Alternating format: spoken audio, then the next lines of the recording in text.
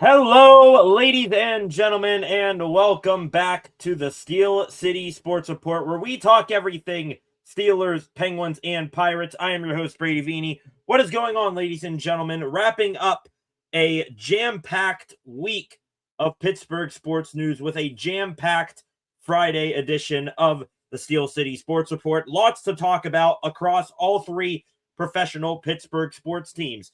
First, we're going to start off the show with this here in a moment. The Pittsburgh Steelers, how their injury report is looking like ahead of their Monday night wild card playoff showdown with the Houston Texans. We'll go over the injury reports, but got to be a little honest here as time goes on, as we are getting closer and closer to kickoff in that game. I would be lying to you if I said that I wasn't starting to get, call it nerves, pessimism, whatever you want to call it, about the Steelers' chances against the Texans heading into this wild card game. So we'll discuss all of that. I am looking forward to your input throughout the show on the Steelers and Texans upcoming matchup.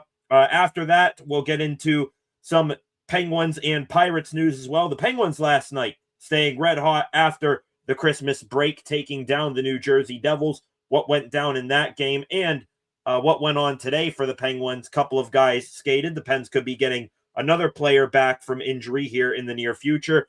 Then we will get into the Pirates as well. They yesterday making official the signing of designated hitter and first baseman Ryan O'Hearn. He had an introductory press conference for the first time as a Pittsburgh Pirate. Also, the Bucs making some other moves as well. We'll discuss all of that, and then we will wrap up the show with some extra Pittsburgh sports news, a little bit of sprinkling of news stories. We won't get into much of that, too much, but some extra stuff on the Steelers and stuff related to them. Same thing for the Pirates and Penguins as well. But before we get into all that and we kick off the show here on this lovely Friday evening, want to, of course, start off saying, if you are new here, welcome to the Steel City Sports Report. On your way in, please hit that subscribe button and turn on notifications so that you never miss a thing here on the channel. Again, trying to reach 700 subscribers on the channel here in the next couple of days. Hopefully we hit that total before, if not during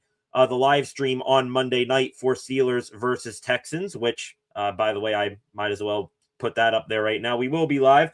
Graphic right here popping up on your screen right now. Steelers, Texans, Monday Night Football. We will be live for that, so be on the lookout on the channel. For this thumbnail, I will get the live stream put together here within the next 24 hours, hopefully, but hope you join me back here for that. But please, right now, subscribe to the channel on your way in. Turn on notifications so that you never miss a thing. Also, in the comments section, any thoughts, questions, or opinions that you may have, feel free to let your voice be heard there. I enjoy interacting with you fine folks.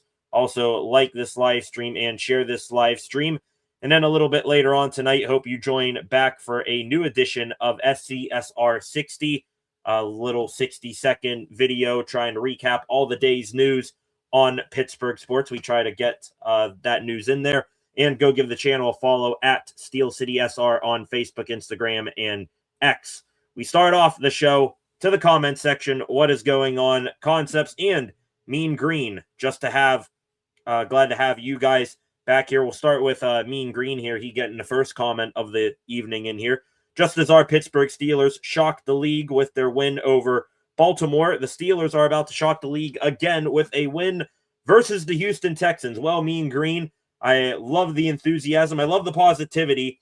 We shall see there. I'm going to explain here in a little bit why the more and more I learn about this Houston Texans team, because to be honest, not many Steelers fans know how the Texans have done this year. We do know they got a great defense.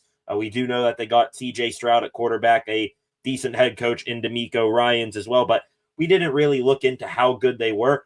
I have come across quite the few statistics over the last 24 hours, 48 hours or so. And my optimism for the Steelers, I mean, yeah, you want to ride high off the feeling of that Ravens game, but my look on the game starting to change a little bit. I'm starting to waver a little bit on the Steelers' chances. We'll see if you guys can talk me back into it or not. We'll get to that here in a moment. Concepts as well in the comment section. Hey, should be an interesting game. Anxiety is already sky high for this game. What else is new? If you ain't if you don't have high anxiety watching the Pittsburgh Steelers, then are you really that diehard of a Steelers fan, or are you paying attention all that much to Steelers football? Nothing ever comes easy with this team. I would expect nothing less than that for this game. We'll see if they are able to pull it out or not. I'll tell you all about the statistics that I came across here in a little bit. TJ, Alex Herbig over Will Anderson and Daniil Hunter. Your thoughts on the best pass rushing unit? Ugh. It's tough. It's tough. Let me come back to that here in a little bit here, Concepts, because like I said, came across some staggering statistics about Daniil Hunter and Nick Herbig. One stat that I didn't write down, but I'm remembering off the top of my head. Did anybody else know that Alex Highsmith has more playoff sacks in his career than TJ Watt or Cam Hayward? I did not know that. Turns out 56, big game player than the two of the other highest paid guys on defense. Hopefully, Highsmith is able to keep along this hot streak he's been on for the end of the regular season, take that into the postseason here. Have to enter games with extra low expectations. Those seem to be our best performances for some reason. Yeah, kind of went into games with that mindset too. When you have low expectations, well, when those low expectations are met, you don't feel as bad about it in real time, but also you set yourself up to, hey, we're looking at the positives compared to those low expectations. So we will see how those expectations are heading into Monday night. The next time, barring, massive breaking news over the weekend, this will be the last time that we are live before Texans and Steelers on Monday night. So we're going to talk a whole bunch about that game here this evening. Mean Green here again. NFL playoffs are a brand new animal, totally different from the regular season. Throw the records out the window. Everyone starts 0-0. Agree with that, Mean Green. Also, especially this year, the playoffs are going to be a whole different animal. All of a sudden, every single NFC team, minus the Carolina Panthers, they look like they could win the whole thing. Meanwhile, over here in the AFC, no Chiefs, no Joe Burrow in the Bengals, no Lamar Jackson in the Ravens. You got Josh Allen in the Bills, of course, but the Bills defense, woof, they look rough most games. So right now on the AFC side, completely wide open. NFC side, you got a whole bunch of big dogs over there. But yeah, this playoff could be a crazy one. Maybe one of the best playoffs that we've seen in recent years from the NFL. I am looking forward to it with great anticipation. On that note, ladies and gentlemen, let's officially get the show started off. Of course, we do begin like normal talking about the Pittsburgh Steelers and how they are looking heading into this wild card matchup with the Houston Texans. We'll start off with what they've been doing at their practice facility on the south side over the past couple of days. You're looking right now at the Steelers' latest injury report. Overall, some positive news on the injury front, but we'll talk about it. Yesterday was the Steelers' first practice of the week because they play on Monday. DK Metcalf making his first return to practice from his 2-game suspension yesterday. Metcalf, not sure how he did in there. There's only so much that reporters and videographers at the Steelers facility can do during practice so that they don't get in trouble with the team and the NFL. But Metcalf making a return yesterday. Jaylen Warren was did not practice yesterday, popped up on the injury report with an illness. Thankfully, though, Warren was back at practice today and looked to be, at least from some videos I saw, no sort of issue for him. Didn't look to be limited, even though the injury report may say otherwise. Did not appear to be behind a step or anything like that. Also, making a return to practice today. It's about damn time that I say this defensive line gets a little bit of depth back in their favor. One of those guys that have been injured for most of the season because the D-line has gone through some attrition this season. Isaiah Loudermilk, who I believe suffered a high ankle sprain. This might have been back in week 2 against the Seattle Seahawks, which the Seahawks, they look damn good. That loss actually looks pretty good. You were one Caleb Johnson brain gaff away from possibly beating the Seahawks. That's pretty crazy thinking back to week 2. But Loudermilk, back to the D-line here, he makes a return to practice today. That is pretty good for him in his 21-day return window. Loudermilk also turns out not just a high ankle sprain he was dealing with. He also said he had a deltoid ligament tear that he had to have surgery on as well. That made his timetable longer than usual for a high ankle sprain. I doubt that Highsmith gets back in there, just like that after maybe 2 days of practice, if he practices today and tomorrow. I doubt he gets back out there on Monday against the Texans. But hey, let's just say hypothetically the Steelers do get past the Texans, escape with the win there, getting Loudermilk back, at least for, special teams, field goal block purposes, mix in there every other time, instead of throwing a Logan Lee or a Zazie Otamembo out there. Don't mean to, discredit those guys at all. They've been doing well in the roles that they've been playing, but getting Loudermilk back, that'll help a little bit. The only negative today from the injury report, second day in a row, a new player added to the report, and thankfully this guy, because he's a limited participant today, he will be able to rest up and be good to go on Monday. Jonnu Smith, a glute injury. So kind of like Patrick Queen a month or so ago, Jonnu Smith pulling his ass, gluteus maximus, was limited participant today. Like I said, limited participant, not a DMP. That makes me more optimistic that he'll be able to get back out there and be able to play on Monday night. But thankfully, or hopefully, this is what it looks to be, at least on paper here, a minor injury, because, you go down Jonnu Smith, you're already down Darnell Washington, most likely for the entirety of the playoffs, no matter how deep you go into it. Jonnu Smith goes down. If he's not able to play on Monday, that is a big blow to the Steelers. And just like that, it is Pat Freiermuth, Connor Hayward, and a practice squad guy, if you elevate one there. So can't take any more hits to the tight end position. Good news is everyone else on the injury report, full participant today for the most part. You had Cam Hayward, who is resting. I'm not going to count that as any sort of a practice report right there. Otherwise, Rodgers, Skoranek, Warren, Christian Kuntz, TJ Watt still coming back from the lung, still just getting closer and closer to 100% day by day there. All of those guys full participants. The Steelers today, or I should say 2 days ago, my apologies, re-signing corner Trey Flowers to the practice squad after they released him from the active roster once Brandon Echols and James Pierre made their return. For the Houston Texans, going to refresh the screen here. Do not believe that there is maybe. Okay, there it is. Clicked on this just about 5 minutes ago, this Steelers.com practice report. Now the Texans practice report is out. Taking a look at theirs.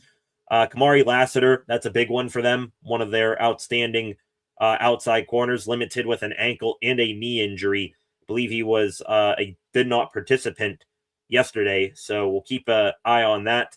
Other than that, not too many noticeable names on the injury report for the Texans. Derek Stingley, full participant today with an oblique injury. If he's a full go on a Friday, they'll practice again tomorrow. I expect him to play on Monday. Other than that, a couple of offensive linemen here. Titus Howard, Trent Brown, Ariante Ursary, those guys limited in full in some capacity. Sheldon Rankins, Danico Autry, two defensive linemen full and limited. Pretty much in the same boat for the most part, besides Kamari Lassiter. Pretty much everyone else on this injury report for the Texans in the same boat as the Steelers. Most guys are, limited and full, midway through the practice week here. If you can get a full go for most of these guys, most likely they're all going to play on Monday. I only see 3, maybe 4 questionables on Saturday in the final report, if any, right there. But regardless here, the Texans, even if, say every single person on this injury list for them, let's just say that they all, for some reason, were to not play on Monday, I still feel that this is a tough matchup for the Steelers. And you see the banner that I have right there. Do we still feel good about the Steelers' chances versus the Texans.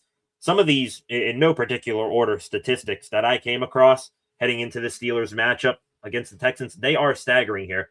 Got a few of them popped up on my phone. Of course, we know the Houston Texans winning 9 straight games to end the season. The quality of those opponents were up and down, of course. The Texans are the first team in NFL history, let me find it here, to make the playoffs after starting the season 0-3. Or excuse me, they're the seventh team in NFL history to make the playoffs after starting the season 0-3. The Texans, they have won 15 straight games when they score 20 or more points. That is insane production from an offensive standpoint. Let me try to see what other stats that I have here on this offense for the Texans. The Texans, they offensively, their run game hasn't really gotten going, but CJ Stroud, I believe he is one of the better passers over the middle of the field. A big component of that, Nico Collins, which we'll talk more about Nico Collins here in a moment. Collins, 18 catches this year, over 20 yards. And he also missed a few games with injury too. So Joey Porter Jr., I would love for him to travel all day long with Nico Collins. You're going to need to contribute extra resources to try to stop him. You're going to need to do your best to take away CJ Stroud's number one pass option, but also be wary of Dalton Schultz. We talk about the Texans being one of the better middle of the field offenses. Think Dalton Schultz or whatever his name is for the Texans, their tight end. Excellent yard after the catch stuff from Mr. Schultz. So be wary of that.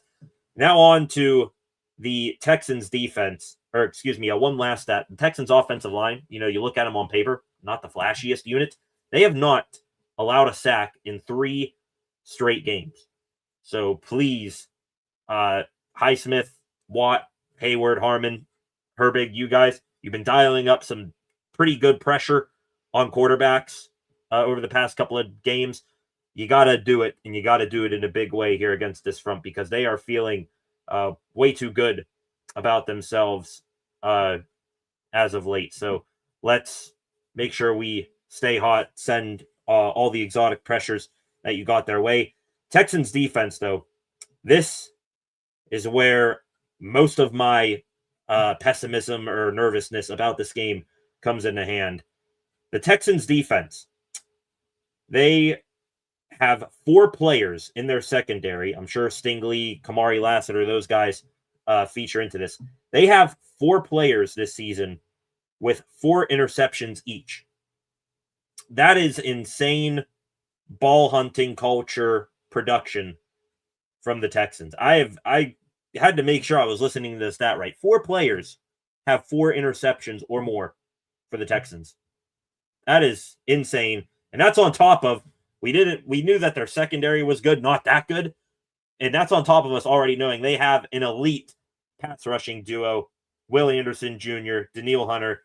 Those two together have 12 sacks at least or more. So that is some crazy, crazy stuff from them. The Texans, they have allowed a second best in the league, 17.4 points per game against. They have also, the Texans defense, allowed a second best in the league, 93.7 yards per game rushing.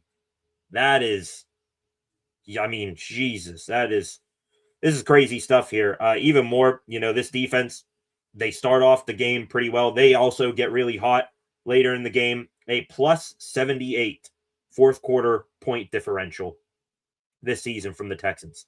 They are outscoring across all of their games this season.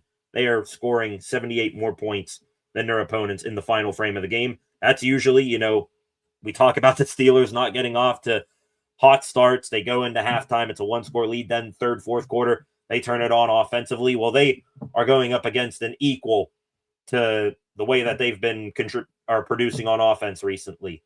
The Steelers offense, they get better as the game goes on. Well, so does this Texans defense. And then the last few things here that I see on the Texans. One thing here, quarterbacks. This one here, is crazy.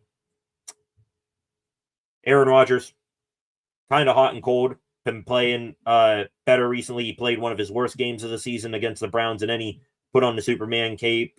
Played one of his best seasons against. Played one of the best games of his season against the Ravens in that winner go home game. He's going to need to do what he did against the Ravens and more against this Texans secondary again. Quarterbacks this season, when targeting wide receivers, have thrown more interceptions than they have touchdowns. When targeting wide receivers, quarterbacks have thrown 10 interceptions or 12 interceptions to 10 touchdowns. Stingley, Lassiter, Petrie, a couple of other guys at safety, I think for the Texans have been producing pretty well. This is starting to worry me a little bit. This Texans defense, we knew they were good, but when you're getting comparisons, I've seen some people throw out there to some 08 Steelers defense type of stuff, then you got to wonder this offense. We know that they aren't going to start off the game hot. Are they going to be able to get going at all in this one? If there was ever a time for this offense to start off hot in a game this season, it needs to be this one against this defense. Best defense in the NFL. You can argue whether it's the Texans defense or the Browns defense, but looking at the Texans, just dogs at every single level. Interior defensive line, mentioned Danico Autry, Sheldon Rankins. Outside, of course, they got Will Anderson Jr., Danico Autry. At linebacker, Azeez Al-Shaair, who is not a dirty linebacker, but he is one of the most physical linebackers in the game of football today. And then you get into that secondary, and they're putting up those kinds of numbers.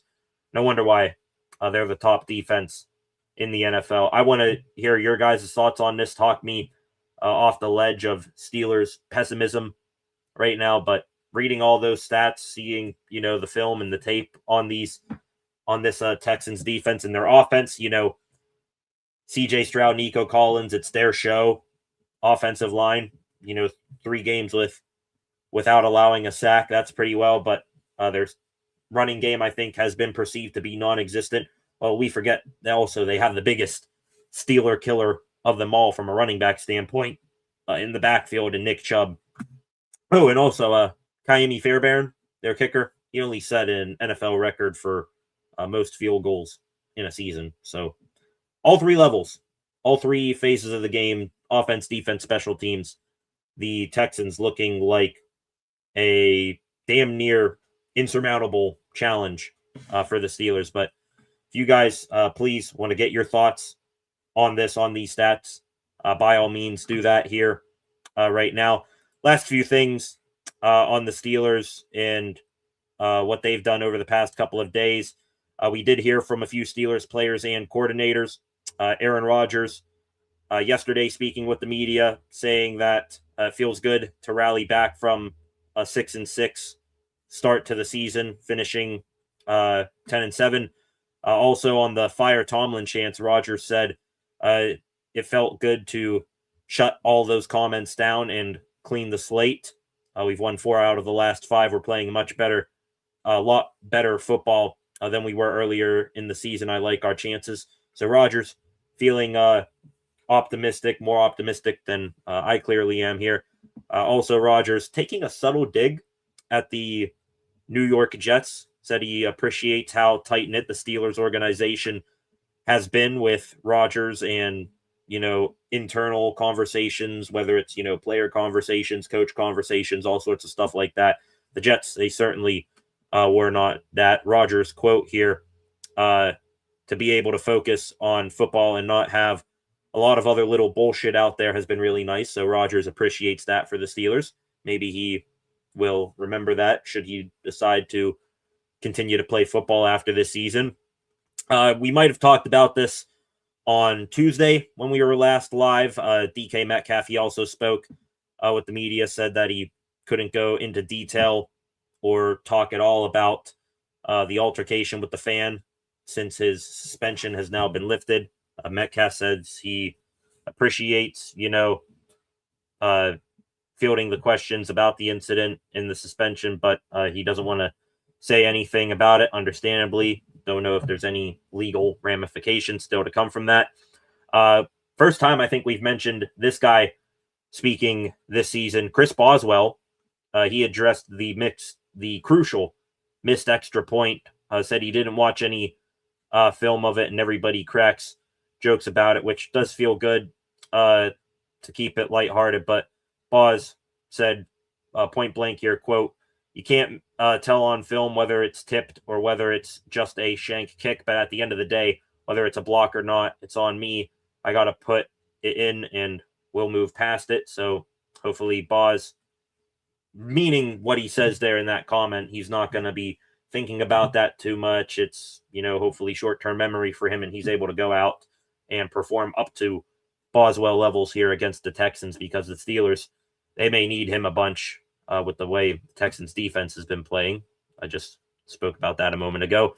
Last thing here on the Steelers and some stuff we've heard out of that building over the past few days. Yesterday, we heard from the two coordinators of the Steelers, offense and defensive coordinator, Arthur Smith and Terrell Austin. Starting with OCAS, Smith said he's happy to have DK back, but he's also been pleased with the rest of the offense's skill position guys in his absence. I think Tomlin said something similar on his Tuesday press conference, that glad to have a guy in big-time skill player like Metcalf, who, by the way, Metcalf, playoff-wise, he might need to be the saving grace for the Steelers. We talk about how good this secondary of the Texans are against wide receivers. Metcalf in playoffs, 4 games, 26 receptions, 451 yards, and 5 touchdowns. You don't want to talk about a titanic matchup there. Metcalf against Stingley or Lassiter or whoever he's going up against.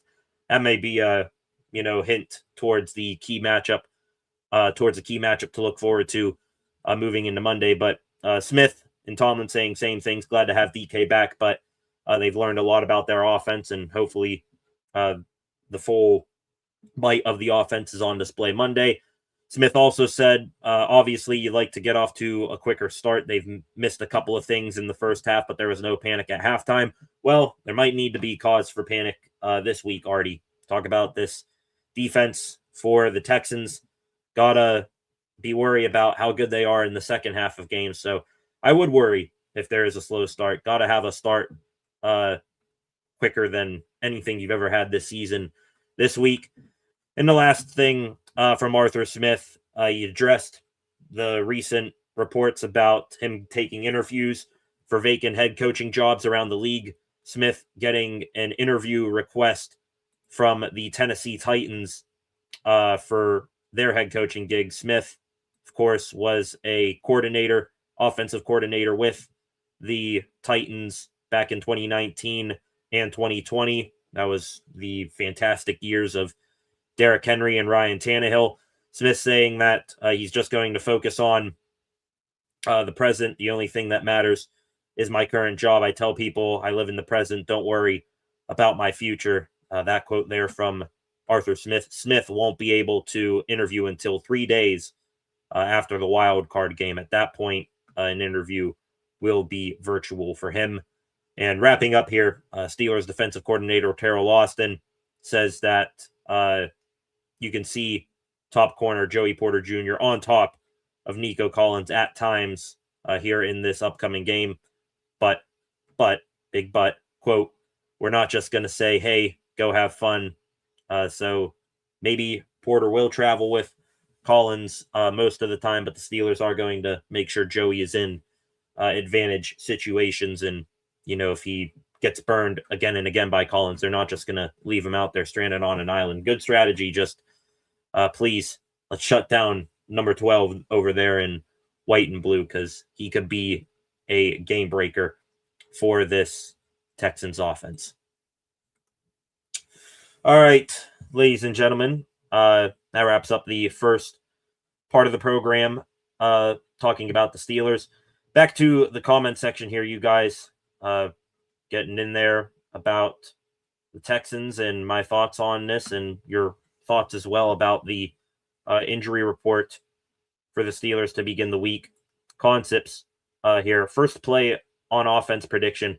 screen to the right to Jalen Warren or a deep shot to DK. Is there even another option in hindsight? LOL. We'll see. If I had to guess, it would probably be like a quick screen or pitch pass, something to like a Warren or a Jonnu Smith. I don't know. One thing I would like them to do, we said this against the Ravens, please run the ball, because that might be the only hope that you have against this Texans defense. What's, something that's commonly said around football, the best way to neutralize outstanding pass rushers for the opposition is to run the ball right at them. Maybe you do see a ton of those pitch plays to start here, but then again, I worry about those athletic freak linebackers that the Texans have. One guy who I think could absolutely eat on those wide zone runs out, Azeez Al-Shaair.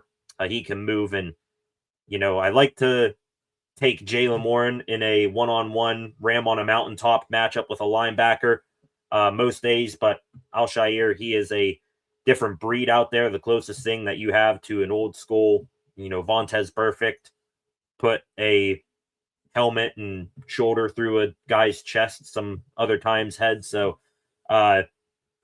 first play of the game, I don't know what it is, but establishing the run in some way, shape, or form, they're going to need to get maybe more creative than they've ever been this season in that department.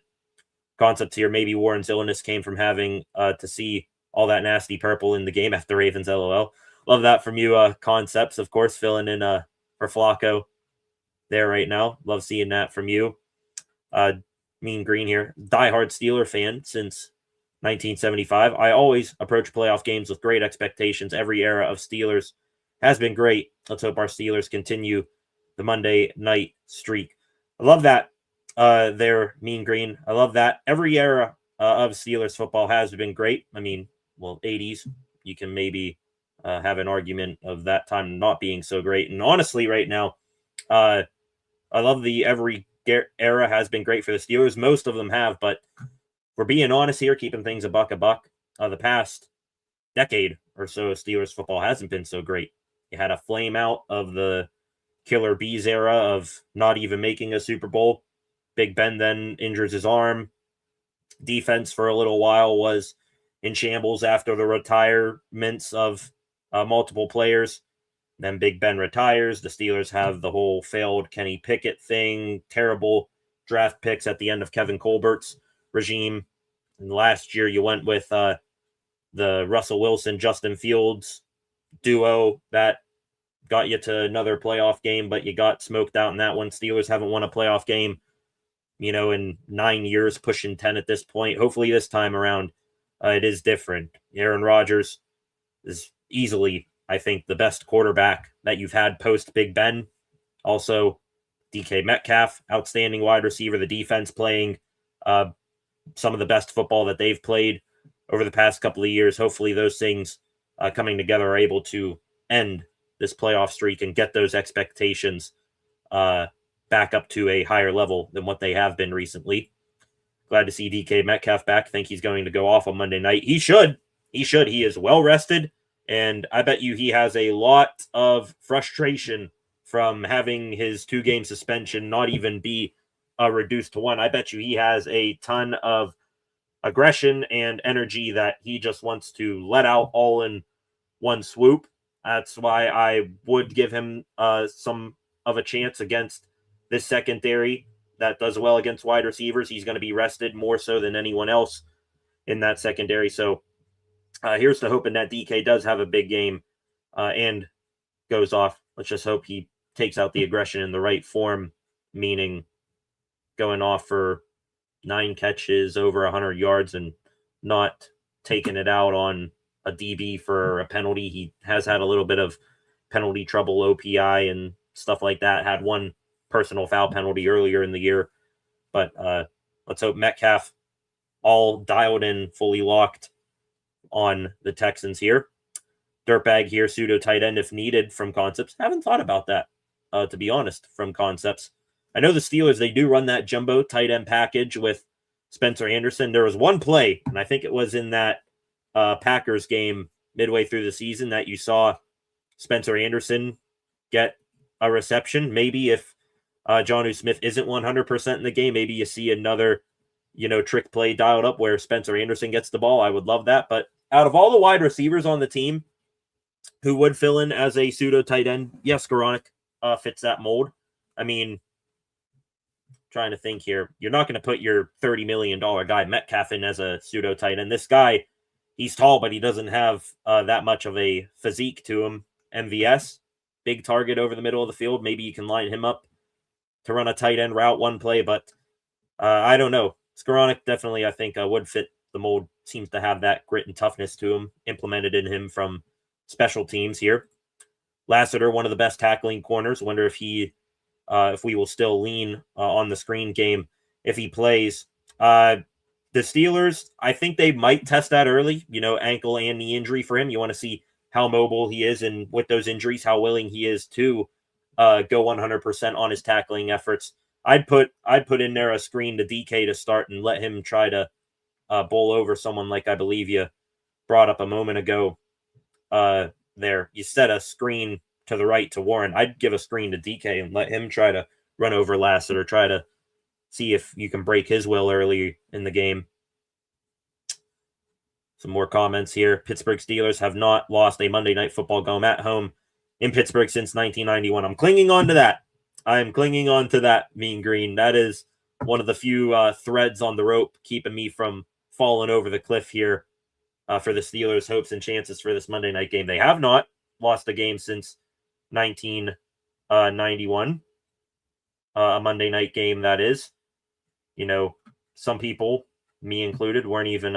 most Steelers fans probably weren't even born then. 23-0 on Monday Night Football games since then. Also, just some other stats that I brought together here that gives me a little bit of hope for the Steelers. The Steelers, they are going up against maybe their best, or I should say, how do I want to word this here? They're going up against not a top of the line, top 5 elite quarterback in the playoffs for the first time in 3 years. Their last 3 playoff matchups, they've drawn Patrick Mahomes, Josh Allen, and then Lamar Jackson, with Jackson also having Derrick Henry.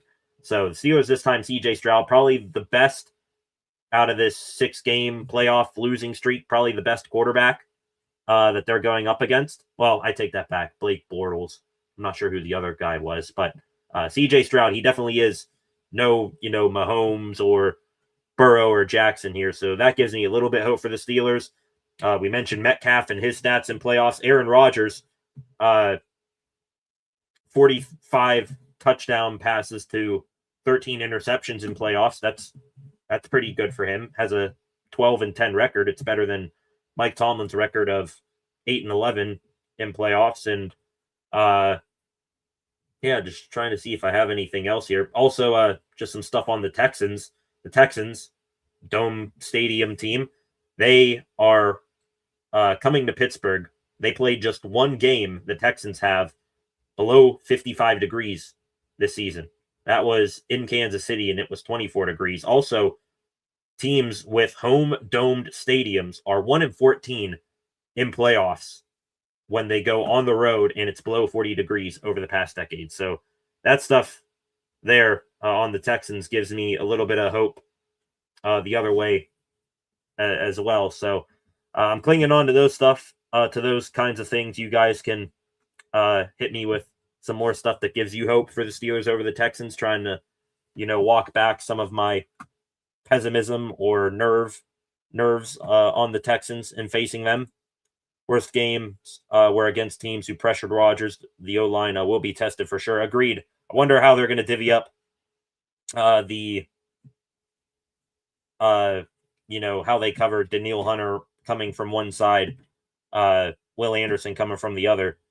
Think you might see Troy Fautanu get some one-on-ones, which he's been outstanding this year. Dylan Cook may get some help with chips and stuff. I know they probably will fall back on this. I don't want to see a Myles Garrett approach to this. They are outstanding edge rushers, Anderson and Hunter, but let's not make sure that we are expending our run game and the passing game contributions of Kenneth Gainwell to make sure he's chipping a guy every single play here. You're going to need to take some risks in this game.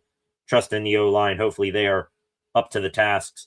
Jaden Higgins here, underrated as well. I was hoping we'd somehow have a chance to draft him, which I knew was unlikely. Agreed there. I mean, beyond Dalton Schultz and Nico Collins for them, they do got some guys off the top of my head. Christian Kirk is still there. Jaden Higgins. They got Jalen Knoll as well. Higgins and Knoll, both products out of Iowa State this past draft. So, yeah, we shall see if the Texans are going to, try to go early back to their bread and butter, or if they're going to target guys like Higgins early on. That will open up Nico Collins and such later in the game. Is Stingley the grandson of former Patriots receiver Darryl Stingley? Good possibility of a maybe there, Mean Green. I'm not going to act like I know. I got, the Pro Football Reference page of Derek Stingley popped up right there, but that sounds like something that's quite possible. Al on the prowl and Flacco coming in here as well over the past 15 or so minutes. Al here, 60-40, 60% Houston, 40% Pittsburgh. I'm about 70-30 right now, but we're talking myself back here towards what you have right there, 60-40. Flacco here, F the Ravens. Glad to have you back here, Flacco. Flacco here, just like a Mean Green, with no worries whatsoever. We got this, no problem. Al here, 3.5 seconds. That's what AR needs. 3.5 seconds to pass. Against this pass rush, that may be an eternity. You're talking about Rodgers needing to manipulate the pocket like he's been able to do recently to throw the ball after that much time here. Not willing to take that chance, for being honest. Lamar getting hurt, such a pass. I like him too, but he's also so-so in big games. Yeah, Lamar is,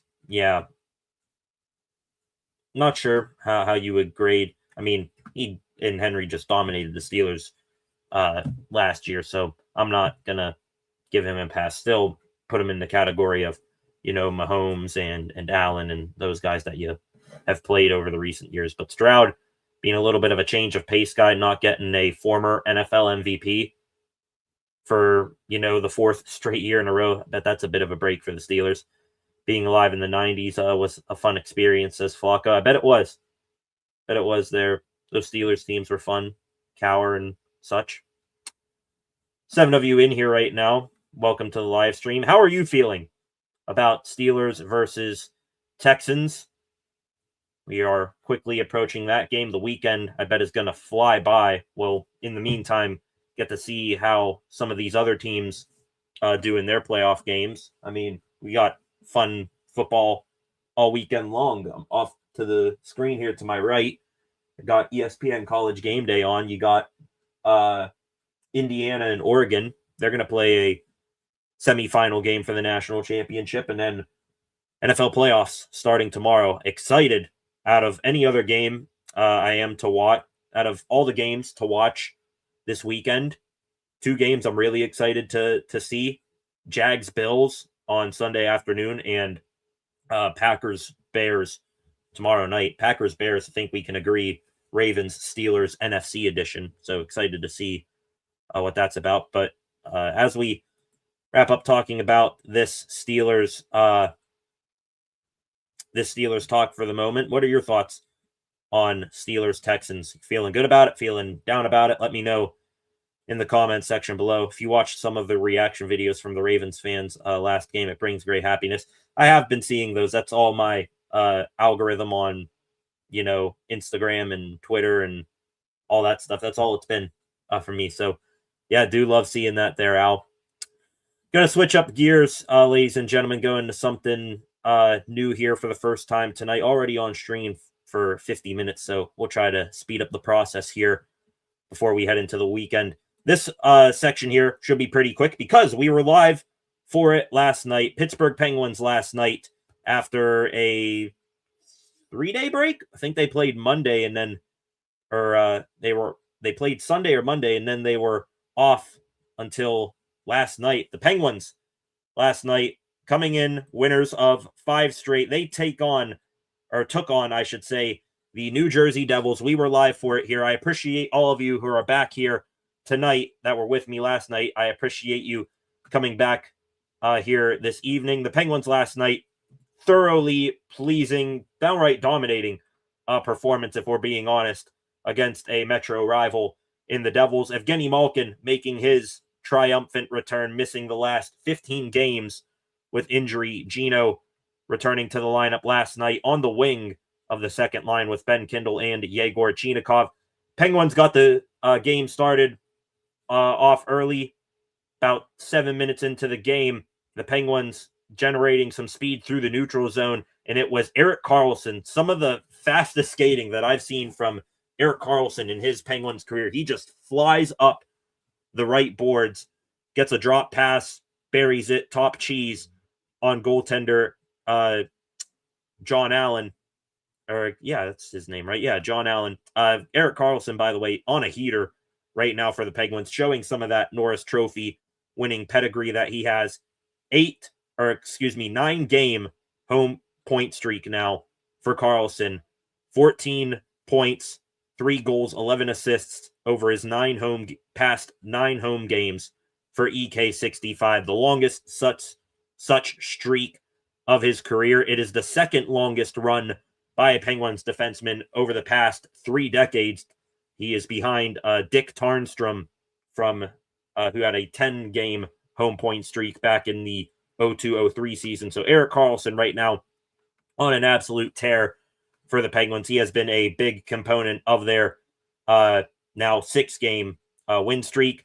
1-0 after one period of play. The Devils, they did apply some pressure on the Pens at the end of the first period, but that was the lone flurry of scoring chances they had really for the entire game.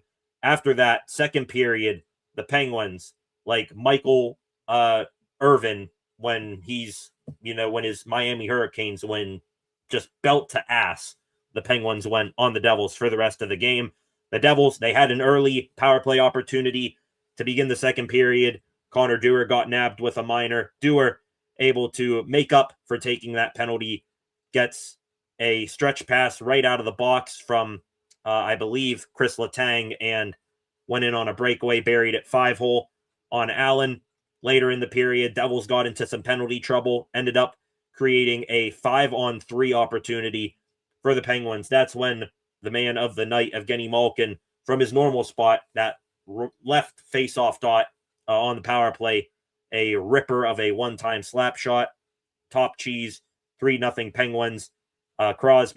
Sidney Crosby assisted on that Evgeny Malkin return to the lineup goal. Crosby surpassed Wayne Gretzky for most assists with one NHL franchise, past Gretzky for second place for most assists with one NHL franchise. He is now Sid behind only Ray Bourque, which Sid, maybe at the end of this year, he could catch him, if not early next season. So Crosby creating some history. Erik Karlsson doing a little bit of personal history. Evgeny Malkin getting a feel-good goal in his return. Third period, Devils, they got 1 goal early, I think, from Luke Hughes, but that was pretty much it. Blake Lizotte with 6 minutes and 34 seconds left.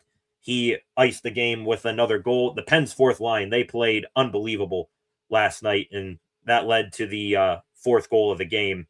You got Connor Dewar against the boards, knocking the puck towards the center of the ice. Noel Acciari then hits Lizotte backdoor for a tap-in. The fourth line for the Penguins, maybe their best line pound for pound right now, but that's all they needed. That's all she wrote. 4-1 final last night. The Pens win. It was an awesome game to watch live. The first Penguins live stream that we've had here on the channel in quite some time. So that was fun to see the Penguins extend their win streak now to 6 games. It's 6 in a row.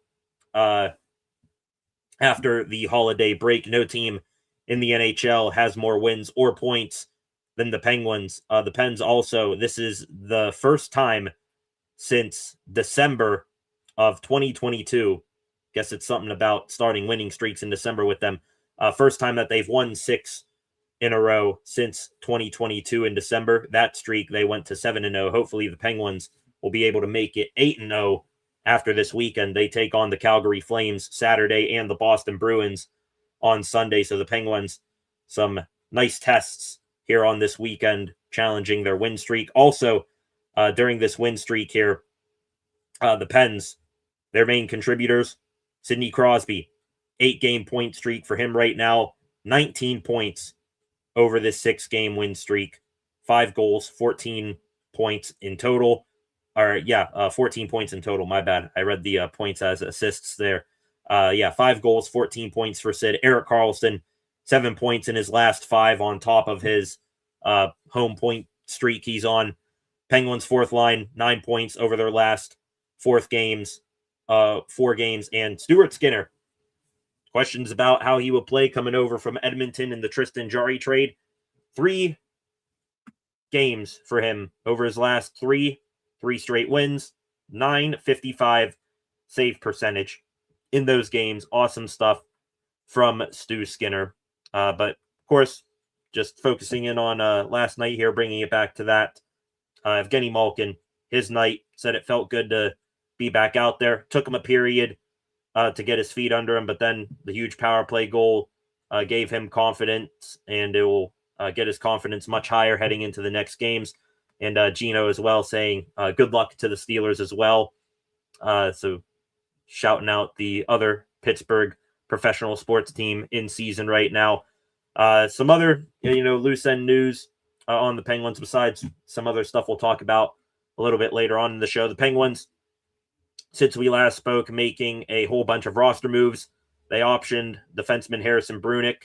After starting the year with the team, he finally was sent back to his junior team, the Kamloops Blazers, in the WHL. The Pens also putting forward Rutger McGroarty on injured reserve with a concussion he suffered in practice on Tuesday. And to make room for Malkin on the NHL roster last night, the Penguins sending forward Ville Koivunen back down to the AHL. The Pens today had half practice, I guess you would say. Head coach Dan Muse today just saying it was a get what you need day. If guys needed to get on the ice, if they felt like they needed to be on the ice, then they were. If they didn't feel like they needed to be on the ice and rather would get some time in the gym or rehab treatments, that was fine as well. Only Penguins on the ice today: Kevin Hayes, Ben Kindle, Tommy Novak, Igor Chinikov, Connor Clifton, Caleb Jones, Ryan Shea, Jack St. Ivany, Stuart Skinner, Arturs Shelovs. So most of the stars in the lineup not practicing today. Caleb Jones, just mentioned him a moment ago. He, defenseman for the Penguins, has missed most of this season with a lower body injury. He said next weekend is a target for a potential return for him. Would be another small but still much needed addition to the Penguins lineup.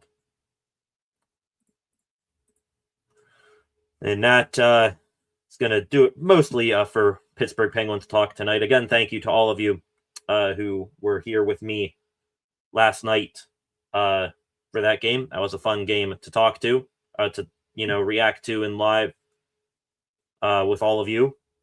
Back to the comments section here. Flacco here, proud of our Penguins. Absolutely here. 6-game win streak. I mean, November and the first half of December, it was just hell on earth for the Penguins. And I said this last night, it just so happened to coincide with the absence of Evgeny Malkin. But now they're on the 6-game win streak. They got Malkin back last night. They're going to be getting back Caleb Jones and hopefully Rutger McGroarty here over the next few weeks. They're just getting healthier and they keep on winning. That's all you can ask for. You got to be playing hot around this time of the season. Pens believe they're back in a wild card spot right now. They're like 4 points or something out of the first place spot in the Metropolitan Division. So yeah, just keep on going here, Pens. Team that was projected to be a bottom feeder team looking for a first overall pick. Now all of a sudden looking like they can make some noise with this nice little blend of youth and veteranship that they have. Also, concepts here, another comment back to Steeler football for a moment. Steelers versus Rams will be a fun Super Bowl. That would be. I can do you one better. See people all over the internet putting out there the wet dream scenario of Aaron Rodgers facing his Packers in the Super Bowl, a rematch from Sunday Night Football earlier this year. Wouldn't mind that. Taking a drink real quick. Mouth or throat getting a little sore here, but that's all right.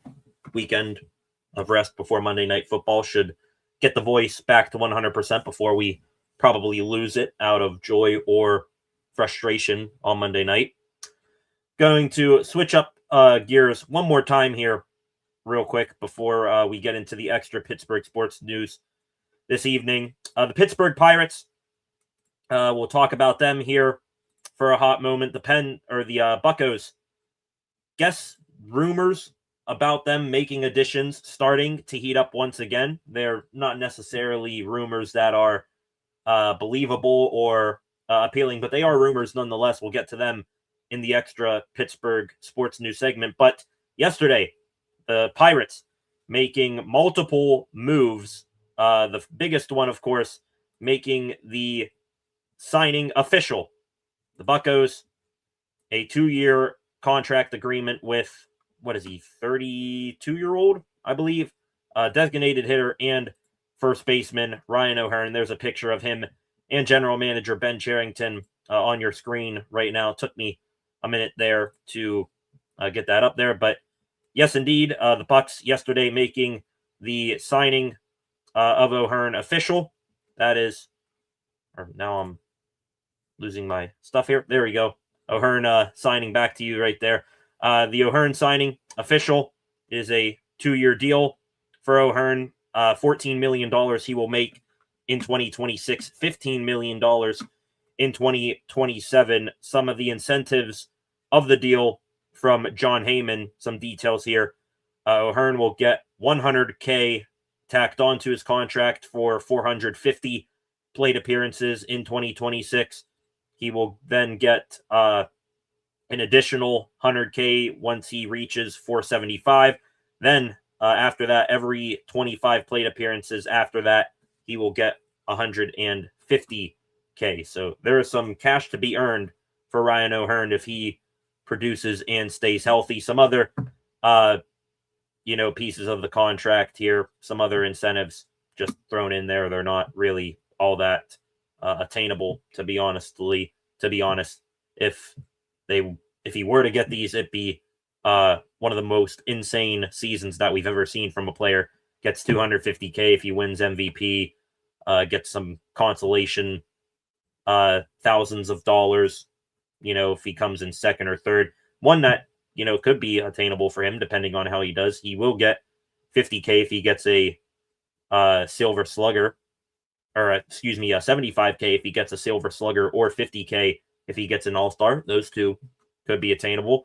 Of course, O'Hearn having his introductory press conference yesterday for the Bucs. He will wear number 29 this upcoming season. So Henry Davis hangs on to number 32. O'Hearn, we'll admit, got Pirates fans in their feels a little bit, feeling a tiny flicker of optimism for the season. O'Hearn actually describing Pittsburgh as a, dare I say, interesting and enticing destination.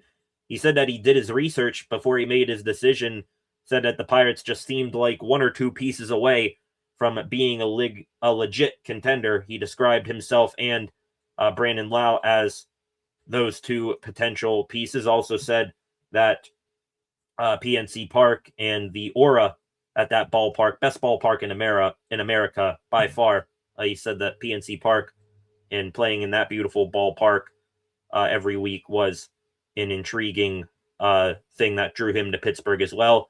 O'Hearn also saying this about the Pirates and their chances of being contenders. Like he said, quote, "For this team to go to the playoffs, we've got to believe we can do it.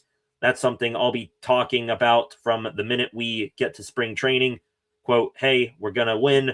We're going to the playoffs. If you don't believe it, nobody else will."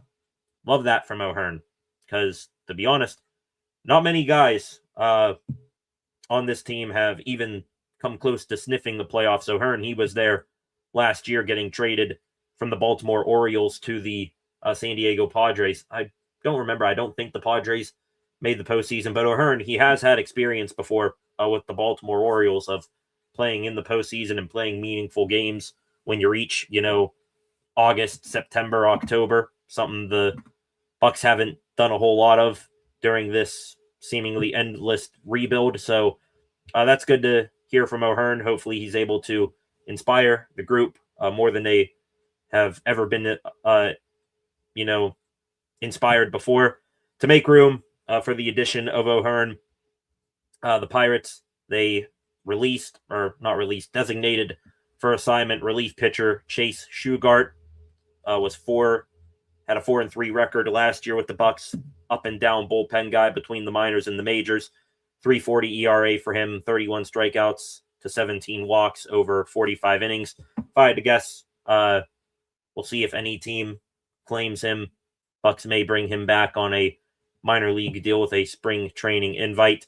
The O'Hearn signing being official, that is not the only thing that the Pirates did yesterday. They made a minor league signing and also settled arbitration with a whole bunch of players. The minor league signing that the Bucks made yesterday, signing right-handed pitcher Chris Davinsky, veteran pitcher, been in the league for a while. They signed him to a minor league contract, I believe. 13 games last year in the majors for Davinsky, 2.16 ERA, 14 strikeouts over 16 and 2/3 innings pitched. So that's a nice little, come to training camp, come to Pirate City, see what you got. The big news yesterday for the Bucks, besides the O'Hearn signing being official, no arbitration issues for any of their players. The Bucks are not going to need to go to arbitration court with any one of their players and argue, he should be paid this much because he did not do such and such, and the player says I should be paid this much because I did this and this for the team. Just a whole lot of ugliness arbitration cases are, but the Bucks settling on salaries for the 2026 season with Dennis Santana, O'Neal Cruz, Justin Lawrence, and Joey Bart. Relief pitcher Dennis Santana agreeing to a 1-year, $3.5 million contract. Justin Lawrence, another relief pitcher, a 1-year, $1.225 million contract. Joey Bart, 1 year, $2.53 million to avoid arbitration. And O'Neal Cruz, your starting center fielder, the guy who maybe this upcoming season pivots on the most, how he does, if he can, elevate his game more so than what he did last year. Cruz, a 1-year, $3.3 million deal to avoid arbitration. So that all right there, very good news for the Bucks. Now all that's left to do, let's maybe add to the infield, particularly third base, maybe add an outfielder, get some more bats in here. Also add to the pitching staff while you're at it, get a left-handed starting pitcher, continue adding to the bullpen, and we'll see how this roster shakes out before pitchers and catchers report here in a month's time, maybe a month and a few weeks. We shall see. All right, ladies and gentlemen, going to begin to wrap up the show here in a little bit, like normal, with the extra Pittsburgh sports news, some loose stories and rumors to talk about that we won't get in too over our heads on here. Before we do that, back to the comment section one more time before we head into the EPSN part of the program. Al on the prowl here with another concept, with another comment. It's the race 2-7. Not sure what you're talking about there, Al. You'll have to fill me and give me a little bit more context. I apologize if it's something that we talked about earlier. Couldn't chat much yesterday, but your Pens coverage was awesome as always. Appreciate that, Concepts. I'm a big Stafford fan, which is why I want the Rams, but Packers, Steelers would be the best storyline for sure. Yeah, so many storylines right there. Also, Stafford, Rodgers, that wouldn't be too bad of a matchup because you could look at that if the Steelers and Rams played each other in the Super Bowl. You can look at it as Stafford, Rodgers, two guys of a generation that's slowly fading out, two of a dying breed of pure pocket passers, doing it, slinging it out, one more time on the grandest stage of them all. A guy in Stafford who's going to win the MVP most likely this year and going up against Rodgers, who's the 4-time MVP. There's tons of storylines on that front as well, their concepts. So I like where your thinking's at right there. Real quick, taking a stroll here through Twitter to see if there's any sort of breaking news, anything like that has gone down since we have been live.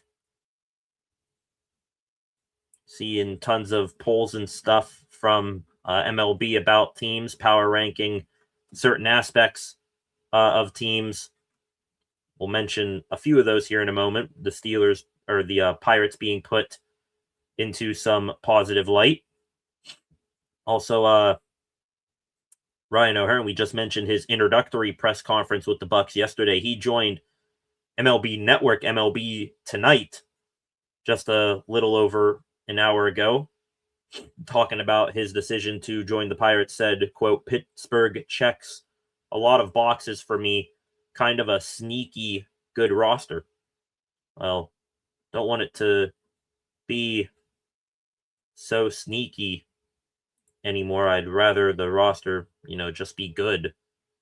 Go get a Eugenio Suarez, even though that's far-fetched. Just keep adding bats. Let's see more of it. There's another update in a coaching search that we are going to keep track of throughout the offseason here. A new name emerging as a potential potential head coach of one of the Steelers' AFC North rivals. We'll mention that here in a moment. I'll be sure to mention that and add that in. All right, ladies and gentlemen, this is going to be it for the show. Let's get into it and begin the extra Pittsburgh sports news. Back into football.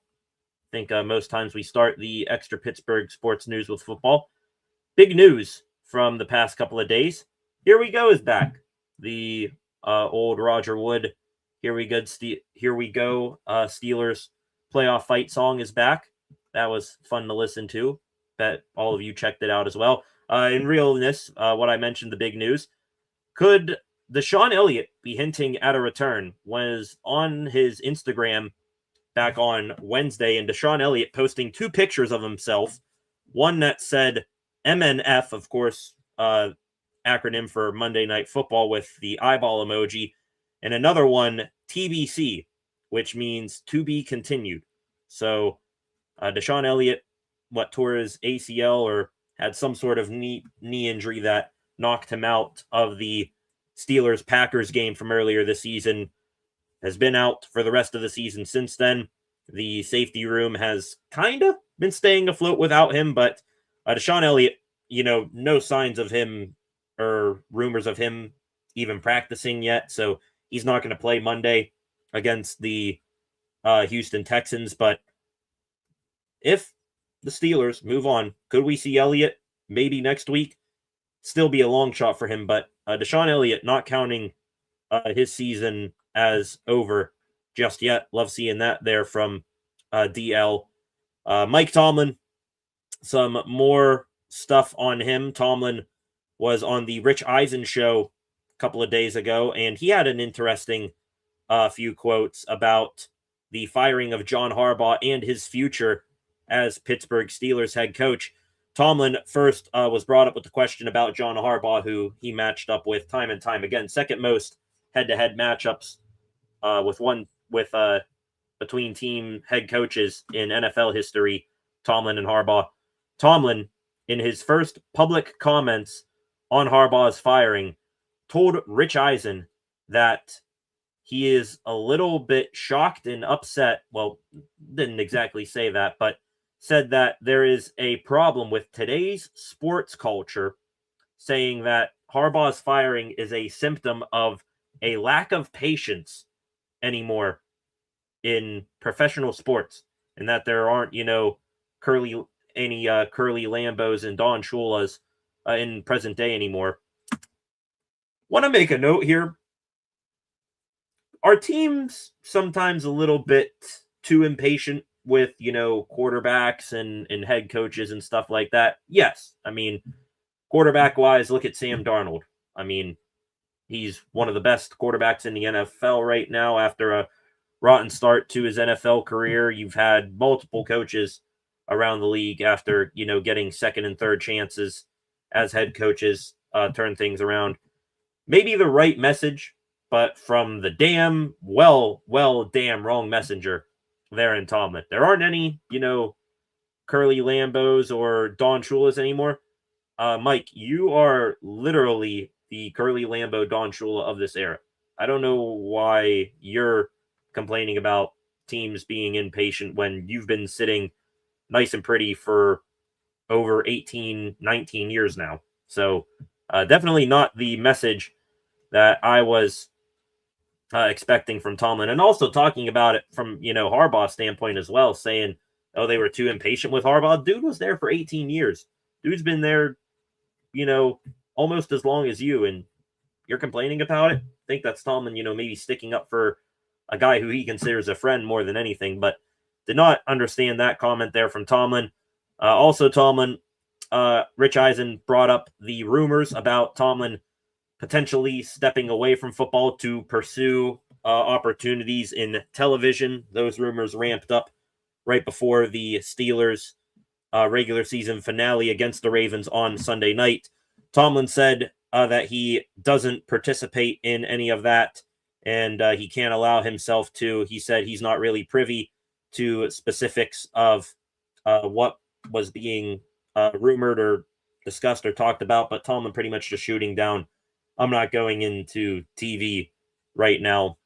Some more word salad and wordplay there from Tomlin. Mike Florio from Pro Football Talk, he had a different thing to say, though. Said that he believes Tomlin has an opportunity in TV in his back pocket should he want to walk through that door. So Florio, one of the, better,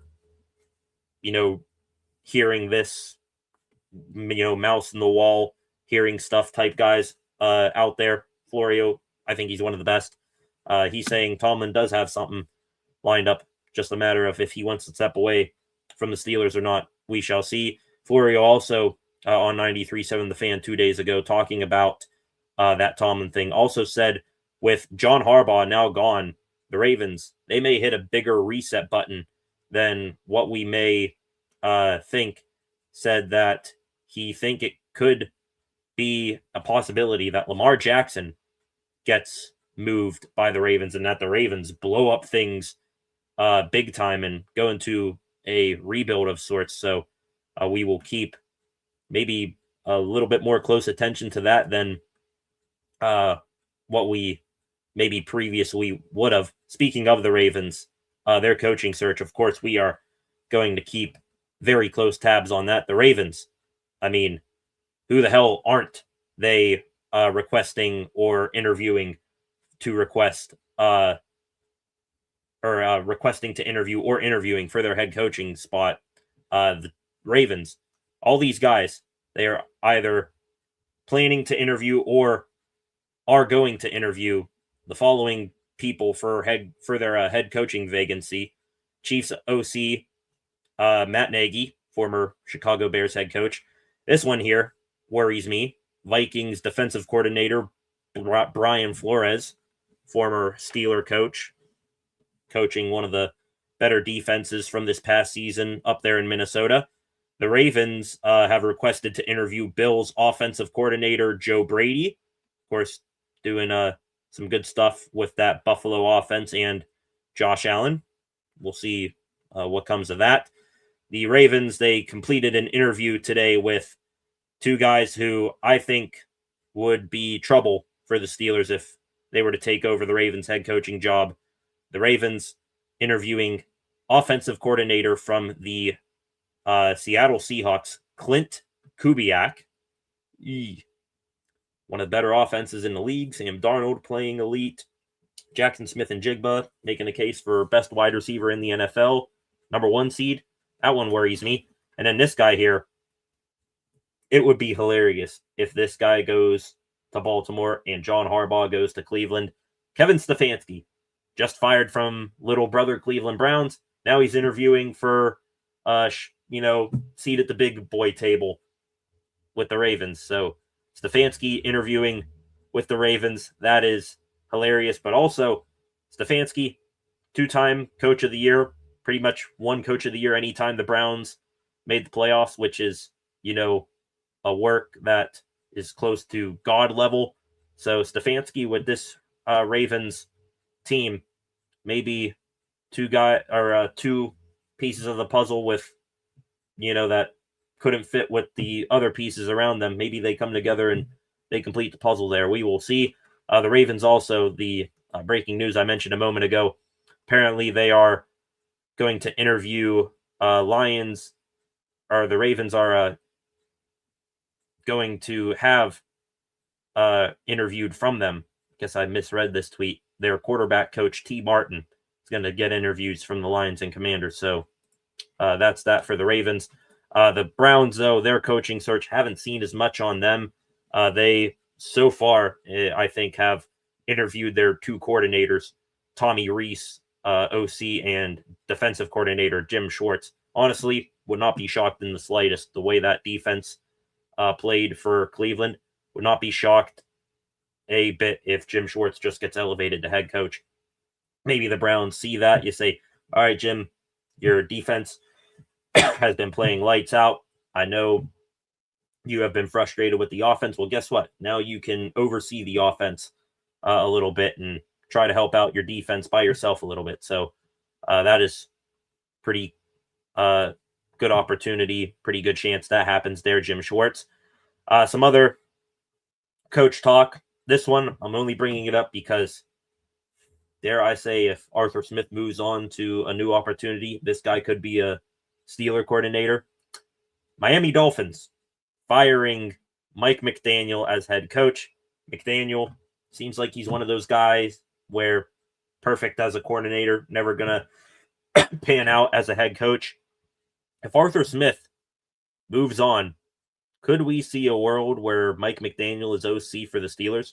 I'm already on board the idea that if Raheem Morris doesn't, get a head coaching gig, that he will join the Steelers as DC because he is a buddy of Mike Tomlin's. But McDaniel as Steelers OC, if he's able to, get a young quarterback, which we'll talk about quarterbacks in the draft here in a moment, I would trust Mike McDaniel to put that quarterback, that rookie quarterback, Will Howard, someone like that, in a good position and develop them more than I would Arthur Smith. So we'll see that.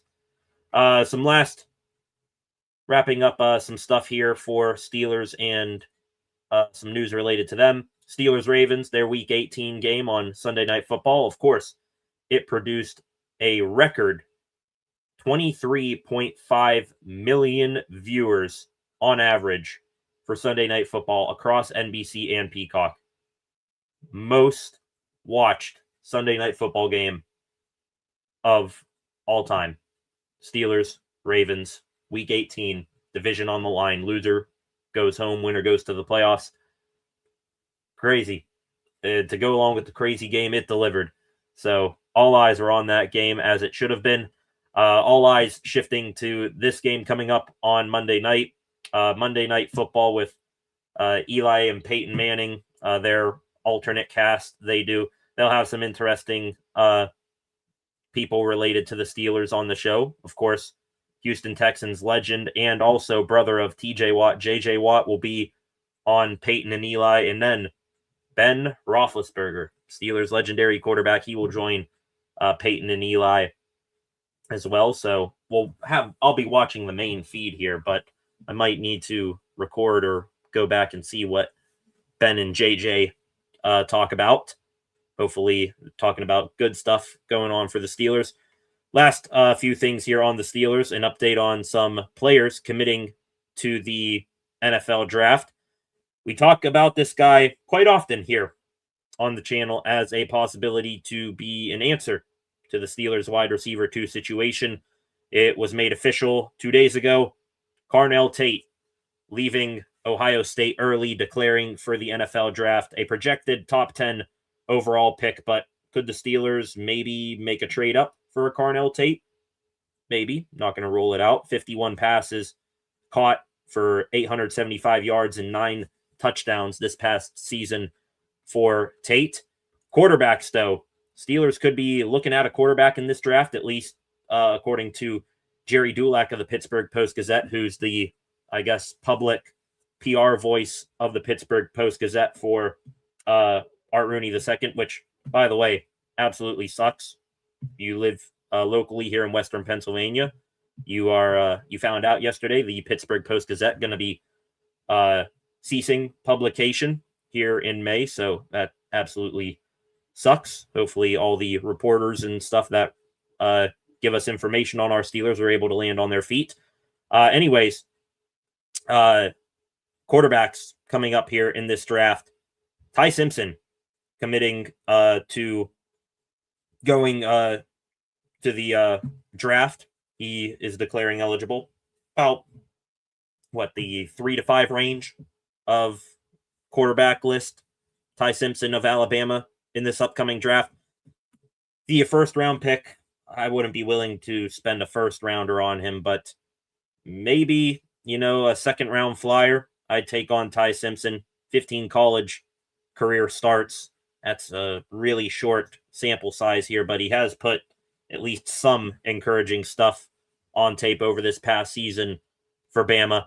One guy who I would take a flyer on and sprint to the podium to take this guy. He's being projected as a day 2 pick. Trinidad Chambliss, Ole Miss quarterback. He was requesting to go back for a 6th college football season, returning to Ole Miss, but the NCAA has denied his waiver request. So Chambliss now going to need to turn to the draft. I could imagine this already if you're the Steelers. Get a wide receiver round 1. Don't care if it's a Mekhi Lemon, a Carnell Tate, someone like that. Outstanding wide receiver round 1. Turn back round 2. Take Trinidad Chambliss, who has put on outstanding tape with Ole Miss as they got eliminated from the college football playoff last night, but still loved what I saw from him. Then all of a sudden, Trinidad Chambliss, Will Howard, QB1 competition in Latrobe next year. Oh, the storylines from that, they would be so tasty. Back here with the extra Pittsburgh sports news, moving into extra baseball news related to the Pittsburgh Pirates. The Pirates finally getting some national recognition. It was announced today. The Pittsburgh Pirates, their regular season opener, will be on NBC and Peacock. So the Bucks on national TV to start the year, going to Queens to take on the New York Mets. Paul Skeens in this hopefully much revamped Pirates lineup. They go into New York to take on Juan Soto, Francisco Lindor, and the New York Mets. That will be an exciting game to watch, and national eyes getting put on the Pirates for once. That is exciting.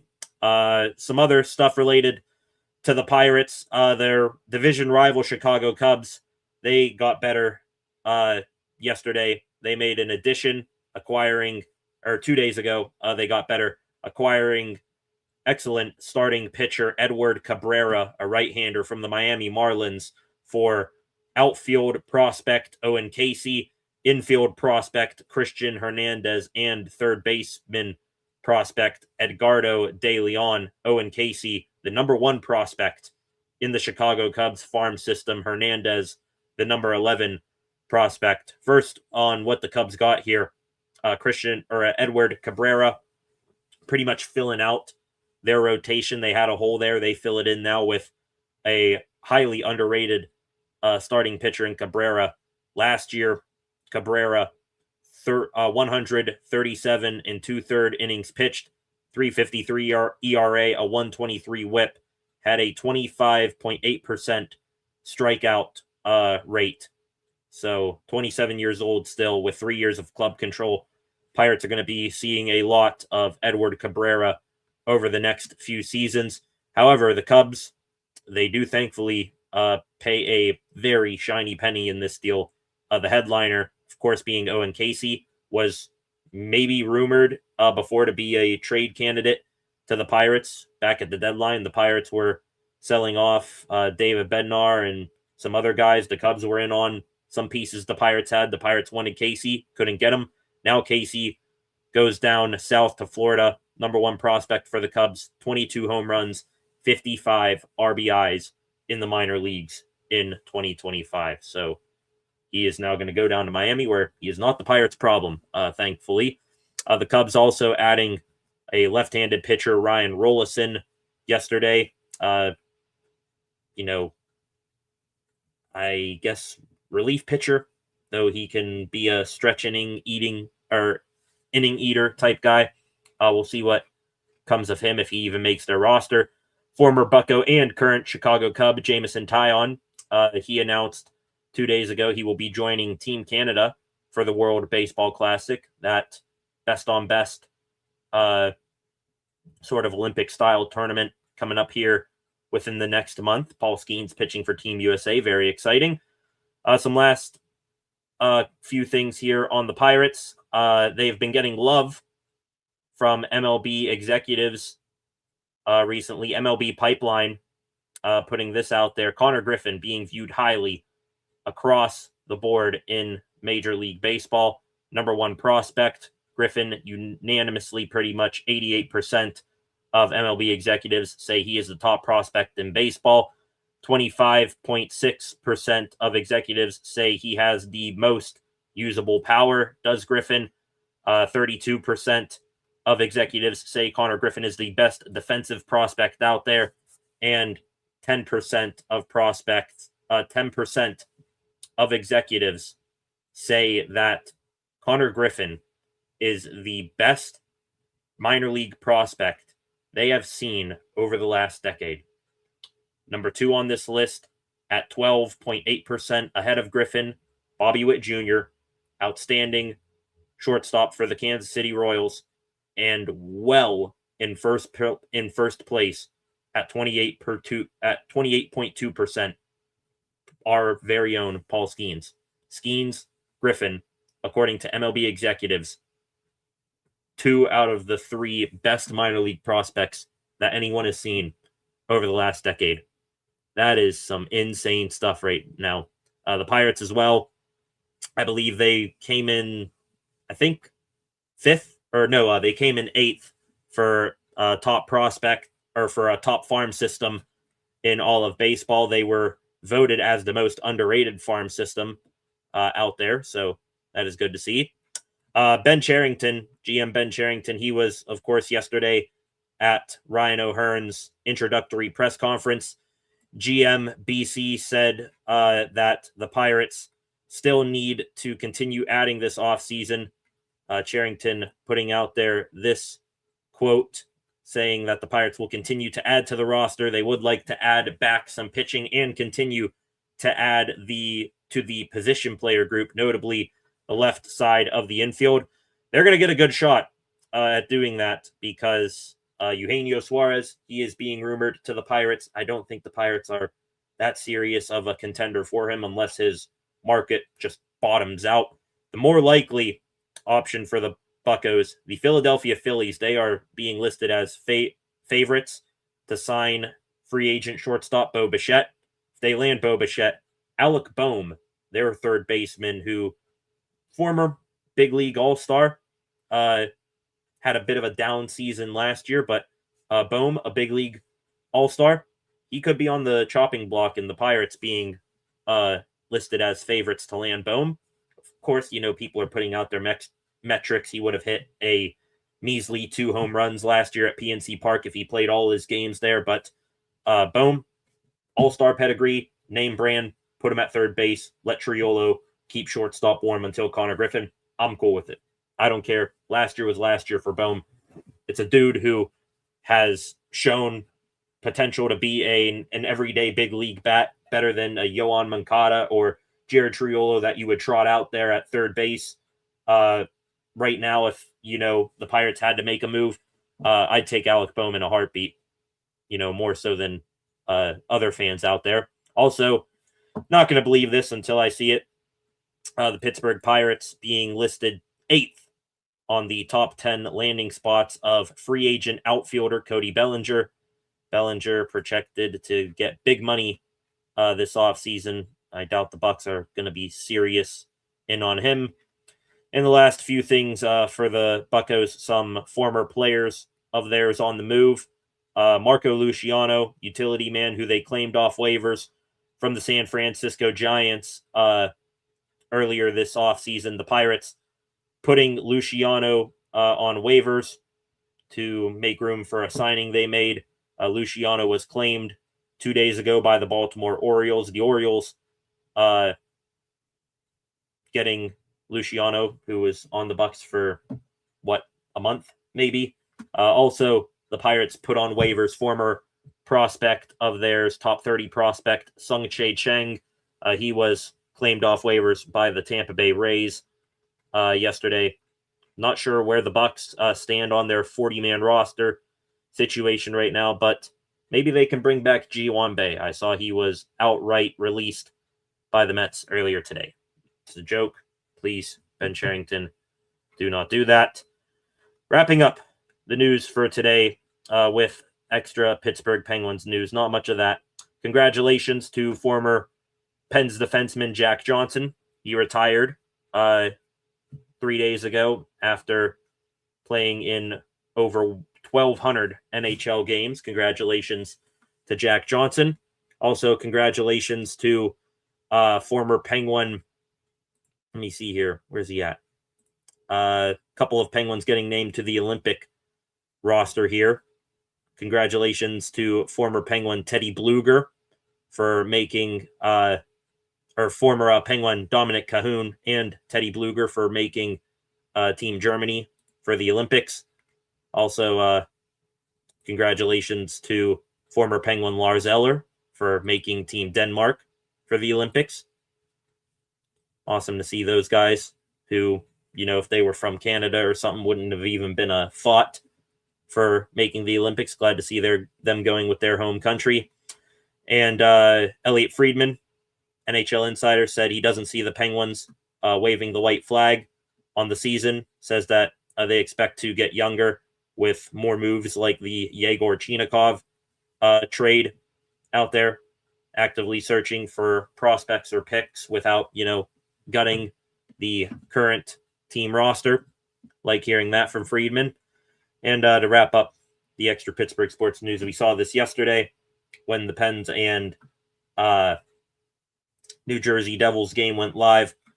Former Penguins owner Jack McGregor passing away yesterday at the age of 91, or 2 days ago at the age of 91. That very unfortunate. Of course, one of the key founders of the Penguins organization. He passes away about a week and change after another Pens legend, Will McDonald, passed away as well. So thoughts, condolences to the family of Jack McGregor. All right, ladies and gentlemen, I think that we are just about going to wrap things up here on this Friday and head into the weekend.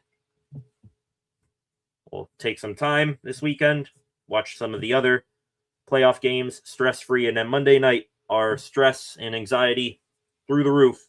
Once again, Steelers versus Texans. Hope you guys join me back here again live for that game. Seeing that on your screen right now. Going to wrap up the show with some of your comments. Let's put those on the screen right now. Some last second thoughts and opinions that you guys had. Al on the prowl here.